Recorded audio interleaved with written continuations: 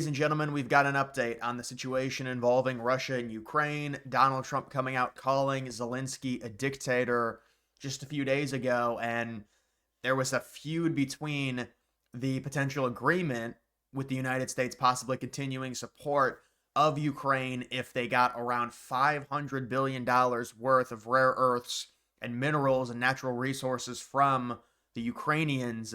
But apparently, at least for the time being, that's been squashed.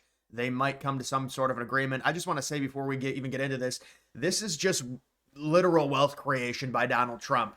If he's able to extract even $100 million worth of resources out of Ukraine for this war effort, we understand the Democrats wouldn't have taken a single thing. And so Donald Trump is sitting there saying, we basically control NATO, meaning we control this negotiation with Russia. And they're having that negotiation in Saudi Arabia, at least the early stages of it, without Ukrainian representation. The United States realizes they have crazy leverage over Ukraine, and Donald Trump understands that, and he also knows that Ukraine has a significant amount of natural resources. They say it's like $8 to $12 trillion. A lot of those natural resources, unfortunately for Ukraine right now, it's like 50% are in Russian-controlled areas that they've already invaded. And so for Ukraine, if they potentially want to get some of that land back, I'm not sure if they're going to be able to do it. It's just speculation when it comes to the negotiation process between the two countries with the United States as the moderator. But if they want to try and get some of that land back, they'd be better off having the United States on their side. So that's why it looks like they're saying, all right, let's agree to give up these potential resources to have the United States still supporting us in a negotiation period, because the United States is the key ally for Ukraine. They fund NATO. They are NATO. It's 70% of the budget. It's most of the money. It's like $150, $170 billion from the U.S. and the other countries in total are like $30 billion for this war in Ukraine. The United States has foot 70 to 75% of the bill. The Ukrainians realize that. They understand that while possibly giving up natural resources to the United States is not something you would love to do, an agreement during a war situation with your number one ally, well, whether or not you want to call the United States their number one ally, I mean, at this point, the United States has sent by far the most amount of money to help Ukraine fend off Russia. So it would make sense for Ukraine to say, listen, we don't want to give up these natural resources, but what choice do we have if we do negotiate? And the United States does look like they're going to be the lead moderator in terms of these negotiations with Marco Rubio. It makes sense for Ukraine to try and stay on America's good side in terms of trying to get out of this war with Russia with some type of positivity when it comes to a peace deal and a ceasefire. And so you can see this, the U.S. and Ukraine discuss improved minerals deal after Trump raged at Zelensky. And so, yeah, that's a strategy by Trump. That's why he made it huge. He sent it out on X. He wanted everyone to see that big paragraph that he sent to where he called Zelensky a dictator. He said they need to hold elections, and it's so important. He said Zelensky had a 4% approval rating, things like that. That's just, people's like, oh, it's false. No, it's just pressure. You're putting pressure on Ukraine to come to the table. And that's exactly what Trump has done. The disagreement over minerals helped spark a wider crisis in relations this week, with Trump denouncing Zelensky as a dictator who chose war with Russia, and Zelensky accusing Trump of swallowing Russian disinformation. And so obviously, this is just Trump trying to put pressure on Zelensky and on the Ukrainians. Seems like they didn't want to give this mineral deal. We'll see if this actually ends up happening to where the United States is able to extract natural resources, including very important rare earths, which, by the way, Greenland also has a lot of, from Ukraine. But again, it is a situation to where if you look at where the resources are within Ukraine, a lot of them are, unfortunately for Ukraine, in areas that are occupied. It's the eastern side of Ukraine. They're occupied right now by the Russians. Not all of them, still over half, I believe, are not.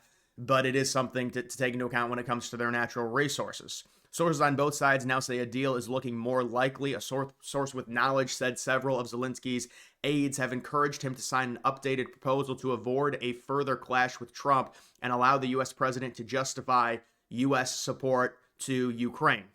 And so this is another interesting dynamic. We know Donald Trump, the rhetoric leading into the election was that he would end this war immediately. We all know that's a little bit of an exaggeration. That's just a campaign thing you say, and he is ending the war. Certainly, he's making a very solid effort, more so than the Democrats. And of course, the Democrats are saying, well, Trump is in bed with Putin. This is a total Russia's situation to where he's trying to help them.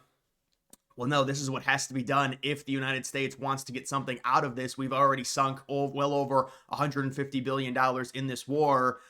And then the liberal viewpoint would be, well, it does make sense to weaken an adversary without any American bloodshed. And this is what Elon Musk was saying, and liberals got so angry about this, but Elon Musk said this at CPAC a few days ago when he was there with the sunglasses and whatever.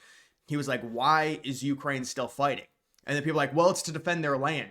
But if you look at the current war situation and how the front line has not moved really much at all in the past year and a half to 2 years, it's like you're dying for nothing. And there needs to be a peace deal because there's nothing going on within the war other than just both sides killing each other. So that's Musk's point. We know Ukraine, they're fighting for their country and stuff, and there's going to be a peace deal to where it should be fair for them. But if they want it to be fair for them, they're going to have to give up things, just like the minerals. And that, I think that's really what Trump wanted, and that was a major reason for the pressure by Trump, as well as, again, this is the whole campaign rhetoric to where Trump said he could immediately end the war, but it was a very important Republican talking point that they didn't want to keep sending money to Ukraine. And so if you are going to send Ukraine money to help them, not just in this war, but also to gain negotiation leverage over Russia, because Ukraine can still say, well, the United States, the world's most powerful country, supports us. That's a negotiation thing that Ukraine could hold over Russia. Trump is going to want something back to justify funding Ukraine. And it seems like Ukraine's aides are saying, listen, this is not a good situation for us, but we need to try and keep the support of the United States, even with Trump's recent rhetoric, which is pretty crazy when you talk to mainstream people, because just Trump has abandoned Ukraine. These are the Ukrainians saying we still want U.S. support. They need it for a good peace deal. During the negotiations, especially with the United States being the moderator, at the National Security Advisor, Mike Walls, telling reporters Thursday that Zelensky needed to come back to the table on the minerals issue. This is a negotiation, and in a negotiation, you negotiate. Ukraine wants to negotiate minerals, so we're talking about it. And so there might be some, because Trump originally asked for around $500 billion worth of these minerals. There's probably some type of negotiation. You can see Ukraine sits on a significant reserve of rare earth minerals critical to the world's most cutting-edge technologies. In total, the value could run into the trillions. It's estimated it's about 8 to 12 trillions of dollars. They can't extract it, or at least they can't extract all of it. And some of that, unfortunately for them, is in Russian hands right now. At least, I mean, I don't know if you'd say if it's annexed or what. It's just under Russian control because of the invasion. The minerals agreement is not explicitly linked to any settlement to end the war in Ukraine, but the two issues have collided this week in a dramatic fashion, right? And so that's the idea of, well, this minerals deal would be separate from a peace agreement, but this goes into negotiating leverage. Because the dynamic is, if Ukraine is negotiating, at least right now, they're not even negotiating, but if they're negotiating with America on their side, still sending them money, they're going to get a better deal in the peace negotiations. So it is kind of in tandem, but not really. This is just the United States is going to send Ukraine money, but we need something in return. And we're this close to a peace deal as well. It's going to help Ukraine in terms of still having U.S. support. I think that's what they're probably talking about in terms of that. So the point of this is it's just more wealth creation if Trump is able to extract something from Ukraine if this war were to continue. Now, I don't know what's going to happen if they come to some type of agreement on the minerals. I would imagine the United States would get those minerals, whether or not the war comes to an end, because we've already spent so much on Ukraine. And so Trump wants something in return.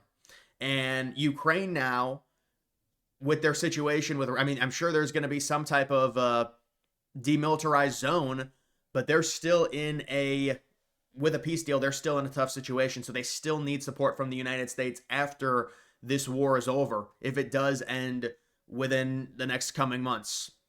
So that's why I still think the United States would get those minerals. Now, how much is it going to be? Is it going to be $100 billion? Is it going to be, this is what we're talking about when we say Donald Trump is doing, this is the America First idea. We need something back. It's this whole thing, NATO, we're all in this together. If we were all in this together, we would be paying 15%. Germany would be paying 15%. The UK would be paying 15%. Poland would be paying 15%. No, we're paying 70%. Really? Is that fair? And then it's like this whole idea. This is another thing that it boggles my mind. You talk to these people from the UK and they're like, how does America not support that? It's like, we're in different parts of the world. We do not care or view Russia as as big of a threat as you guys do. And it's totally understandable. But if you're really worried about Russia, shouldn't you up your military spending pretty significantly if you're that worried about Russia taking all of Europe? And I know that's what Zelensky said. He has to say it because it's all posturing and it's all to fearmonger the West against Russia. But it's like, you argue with these people, we're in the Twilight Zone. We're not arguing the same thing. We're talking in circles. I'm an American. There's a massive, and this is what Trump was saying, there's a massive ocean separating us and even Western Europe, let alone Eastern Europe and Russia and Ukraine and that situation. So I understand you caring about Russia as a huge threat. That's fine. We're not bordered with you guys. So we have different threat levels. And that's why there's a difference in viewpoint when it comes to the threat of Russia between all of these NATO countries compared to the United States. And they make it seem like it's this one big thing. And if you're not in it, well, no, you're all countries in Europe. Of course you care about Russia significantly. I understand most of those countries are landlocked to them. But it's like, we're in a different place and we're just going to be talking in circles. We're not even arguing the same things. We're just in different areas. We have a different threat assessment of Russia because of where we're all located in terms of geography. So that would be my opinion on that. But listen, this is just great news. Imagine Trump's able to get back at, what if he gets all of the money back that the United States invested in this war through the minerals, through rare earths? Oh my goodness, this is what we're talking about with Trump. I mean, and then like, well, Trump has a bad approval rating. Yeah, guys, you know what? Yeah, I was polled and I said I disapprove of Donald Trump cutting government waste. Why is Trump cutting so much government waste? He wants to give us checks of $5,000, and then they misinterpret the whole check thing as well. Even Republicans are doing this, and I'm not saying we need handouts or whatever, but you have to understand with the checks, their plan is to save $2 trillion. Okay, they've already saved, especially if they cut the military budget by 8% over 5 years, they're already saving hundreds of billions of dollars as it is. Doge has already saved like $70-80 billion, it's reported. If they save $2 trillion, that's $1.6 trillion that's going to be used to cut into the deficit, cut into the debt, and it's $400 billion back to the taxpayers. Now, why would taxpayers get it back? Because of the money that was wasted and spent on USAID, things like that. And so now we need a refund for it. But I'm not saying we need the $5,000, but people have to understand that is not a stimulus check. I know it's comparable because the government is cutting people a check, or, I mean, you could use it for me and be like tax savings, but we're not printing money and giving it to people. The money already exists. It's being refunded. We're not funding programs that are wasteful. All of that money is either going to go against the deficit, or it's going to go back in to American taxpayers' pockets, which is the $5,000 check. And people act like, oh, you should put everything against the deficit and the debt. Well, it's going to take a long time to eliminate U.S. debt, a long time. So why not give a little bit back? And it's good for Trump's approval rating. It'll kickstart the economy. It's very good. And it's like, oh, it's still going to cause inflation.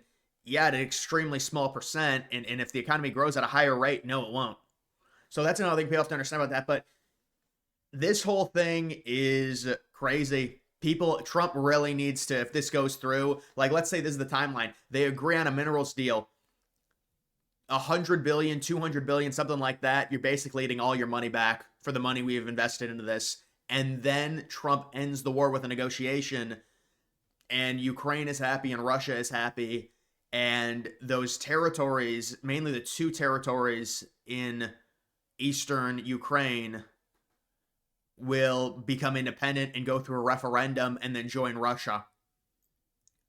And so that will connect those territories with Crimea and the Black Sea. So that's probably what's going to happen if I had to guess. But this is just, you're talking about getting the money back through the rare earths. You're talking about taking Greenland. I mean, this is wealth creation by Donald Trump. It really is. People need to understand this and wake up. And you see these approval numbers. It doesn't make any sense. This is crazy. What's going on? This would never happen with liberals. We'd be sinking in more money to this war that's unwinnable.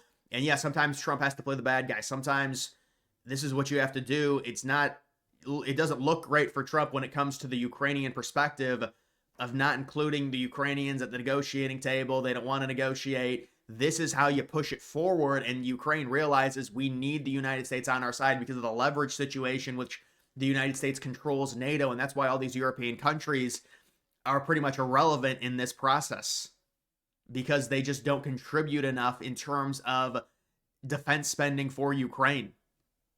So, guys, either way, we'll have to see what happens. That's going to do it for this video. Make sure you follow me on X. Link to that's always in the description.